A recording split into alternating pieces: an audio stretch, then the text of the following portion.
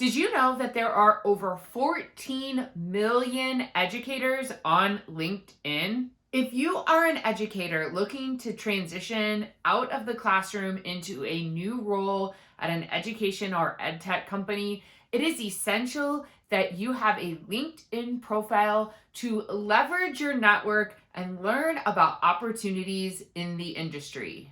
Today, I'm going to walk you through the essentials of building a LinkedIn profile if you are a teacher looking to transition from the classroom out into the world of an education company.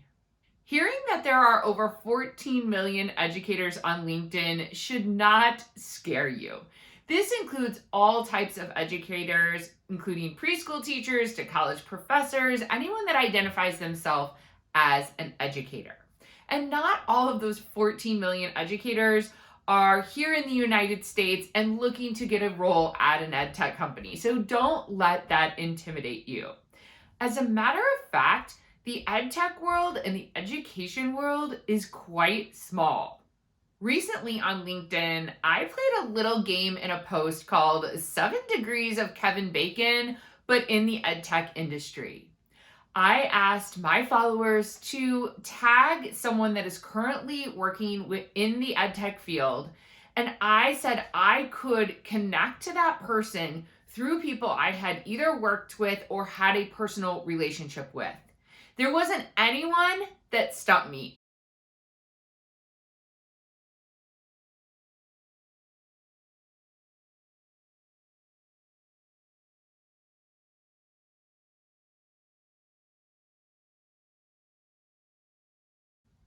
So I wanted to show you that because really the edtech industry is small.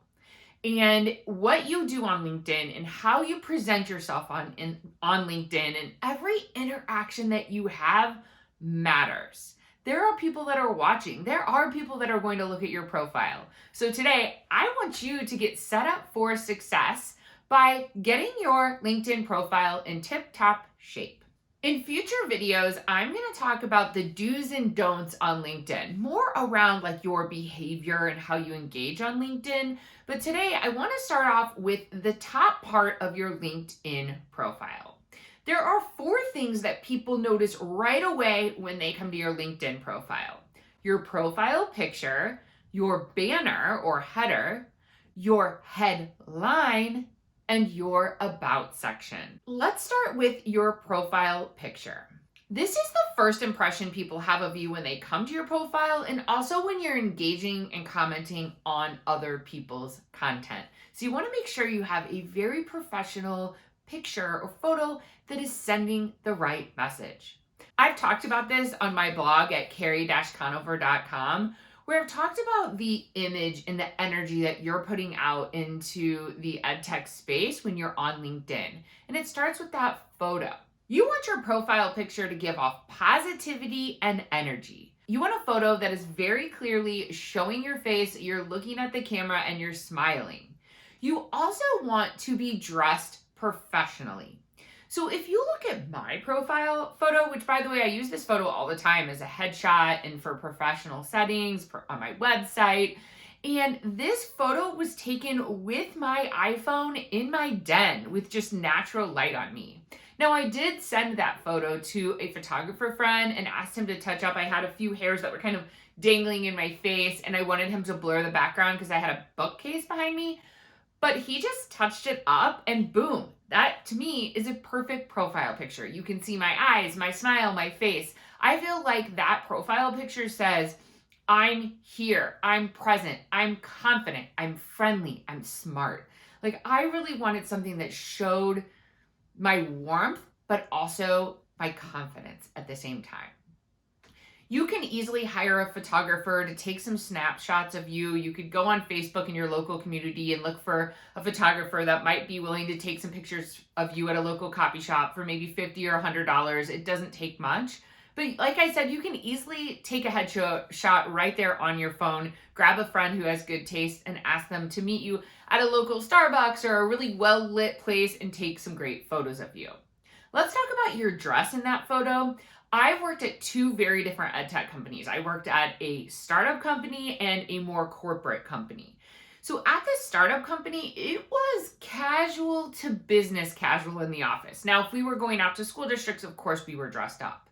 But at the other place I worked, it was business dress. I mean, I wore a dress or a nice blouse and slacks and heels every day that I went into the office. So I would say go for the more professional side, have a nice blouse with a necklace, jacket, or a nice shirt. You could have a tie. I mean, you don't need to have on a full suit, but you do want to look professional. I wouldn't be in like a t-shirt for this picture. Remember that this picture is relatively small. So you are going to want to make sure it's close up on your face, you're square to the camera, and you're looking at the camera. Sometimes people will do a fun look to the side or show a little personality, but in my opinion, I really like where I can see the person's eyes, nose, mouth, smile, everything, and it's really relaying that confidence. Okay, let's talk about this headline. I think every month at our group coaching calls for Classroom to Boardroom, someone asks me about this headline. Please don't spend a ton of time obsessing about this headline. It should tell people who you are. It should relay what you want, so who you are and what you want, but don't overanalyze it. I think there's a little bit of a misconception out there for this is specifically for teachers in transition, not for like the recruiting field in general. I think there's some misinformation out there that recruiters are out there looking for, they're searching and they're saying, okay, customer support, customer success manager. And then if it's in their headline, recruiters are going there and automatically asking for an interview. Here's the thing, even if you fib a little bit, and I want to talk about this in a second, and you put customer success, advocate or customer success manager, and you've never worked in customer success, and when I mean that, you've never been employed by a company and worked on a customer success team, that's kind of lying. And what they're going to do, even if that does come up from your headline, they're going to go straight to your work history and see that you actually haven't done that job. So I'm going to give some suggestions of headlines that you could use if you are a teacher in transition without seeming like you're not being honest. So you could say something like, Teacher of the Year transitioning to customer success, or passionate about spreading edtech to all teachers. 3rd to 5th grade teacher, advocate for students with special needs, or educator educator who loves to collaborate with other educators and passionate about edtech. Just be honest about who you are. You still definitely want to use those keywords. So Teacher of the Year transitioning to customer success, you're still getting customer success in there. But I just want you to be really careful about you're being honest and upfront about who you are in that headline. Also, I want you to think about your goals. I mean, for me, I'm not looking for a job right now. So my headline is, I help teachers love their careers again, because I am doing that. That's the mission of Classroom to Boardroom. And I'm more branding around myself and my business, where if you're a teacher looking for a job, that's a totally different story. So people are on LinkedIn for many reasons. People who are super happy in their job are very active on LinkedIn because they might be promoting their coaching services. They might be promoting the business they work for. They might be promoting big announcements for the companies they work for. So people are on there for different reasons. So I think in that headline, yes, use those keywords, but also make sure you're being honest about who you are. So a little inside tip here, I'm going to be honest with you. I think that often teachers get really obsessive about their LinkedIn profile and what's on there, what's on my headline, what's am I about, and get your nice picture up there, get a nice banner up there, and write a nice headline, write your about page, and then from there, take a deep breath. Here's the thing, people's outstanding LinkedIn profiles aren't normally what's getting them their jobs. Recruiters are being bombarded right now with teachers looking to get out of teaching and go work for an education company. And based on the data I'm seeing, here's the people that are getting hired. They know someone, they're connected to someone, they know someone in the industry. So for instance, a lot of my people that are getting jobs out of Classroom to Boardroom, it's because I've introduced them to a company and a role that I think is a great fit for them. Other teachers are networking like crazy and finally getting those opportunity to have those interviews. So they know someone. It's who they are connecting and engaging with, or it's just the luck of the draw in this big application process. So don't get caught up spending all your time building this like magnificent LinkedIn profile. Like get it to 80% and then sit there for a while on it. Okay, so you have a great profile picture. You have a great headline. Let's talk about that banner or heading. Be careful what you put up there. You don't want to be too loud and distracting. You can see mine is an image of a bunch of teacher presenters that I've recruited in the past. So it just kind of fits with me, right? Like I'm helping teachers. Those are all teachers. Find happiness again. They're all smiling. For you, you can design something in Canva for free. You just type in like LinkedIn banner or LinkedIn headline and you can design something for free. I would say putting some text on there is okay, but make sure you can really read it and make sure you're looking at it on a computer and on a mobile device so that you can see what it looks like. But if you're a teacher and you were Teacher of the Year, you could put a picture of yourself with like Teacher of the Year 2022, or you could just do a nice banner, super simple with tech tools in there. If you're an ambassador, you could put logos in there, but just make sure it really stays pretty simple. Make sure you look at it on several different devices and make sure it really is on brand with who you are and what you're passionate about so that you are giving the message of, hey, if you're really into ed tech, it's saying, I love tech. If you're really passionate about math, it's saying, not in words necessarily, but in pictures, I love math. So you have your great picture, you have your banner, you have a great headline, and now it's time to talk about that about section, which is often really underutilized by people. So this section is a great place to highlight what's on your resume, but with all the depth and detail. I really like where teachers highlight data in this section, showing their effectiveness in the classroom or projects that they've worked on. I talked a lot about this with our classroom to boardroom students, is in your resume, you should be showing cause and effect relationships in your bullet points. And this is a great place in that about section to say, hey, I worked on this student attendance initiative. I led a student attendance initiative at my school. And through these three things that we did, student attendance rose from 92% to 96% in the 2021-22 school year. Data is a great way to show that not only can you lead something, but that you're effective in the projects that you take on. Let's drop down to the skills and recommendations section.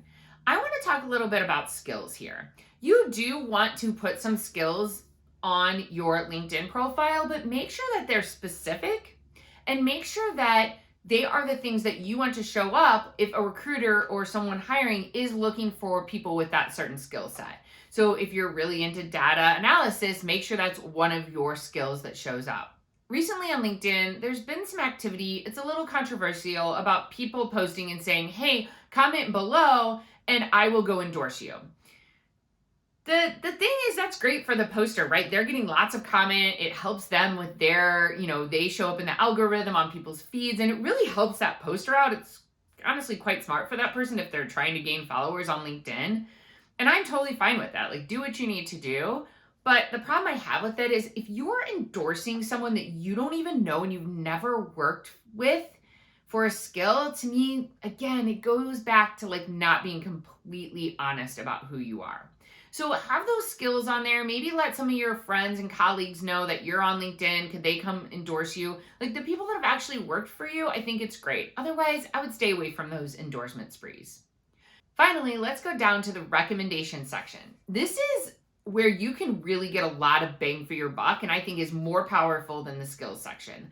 So find someone that you've worked with in the past, a fellow teacher, anyone that you can find that really knows about you in the workplace, and ask them to write you a recommendation. You can even offer to write the recommendation for them and then let them tweak it.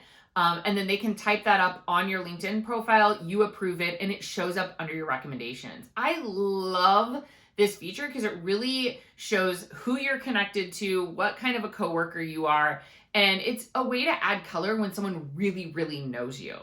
Let me tell you a little secret. When I was transitioning out of the classroom, looking for a job in ed tech, one of the things I did is I went to my former students' parents, and I found parents that were leaders in companies. I found a CEO, I found a CFO, I found people that were leaders in the business world, and I asked them to write a recommendation for me. And they did it, And I will say, when I was in my final stages of my interview process to work for eSpark, my hiring manager told me he read those and it really gave me a leg up to see someone that is in the business world giving me that stamp of approval as an educator. So don't be afraid to ask people within your network to write those recommendations for you. My biggest piece of advice for you on LinkedIn is to get that profile to about 80%. Don't obsess over perfection in that profile. The likelihood of a recruiter finding you by searching and then getting you an interview and getting you hired is pretty slim, if I'm being honest. I'm specifically talking about in this teacher world right now that's going on. What is more important for you is that you build out a really nice looking LinkedIn profile that tells the true story of who you are. And the best thing you can do from there is engage in other people's content and start building community.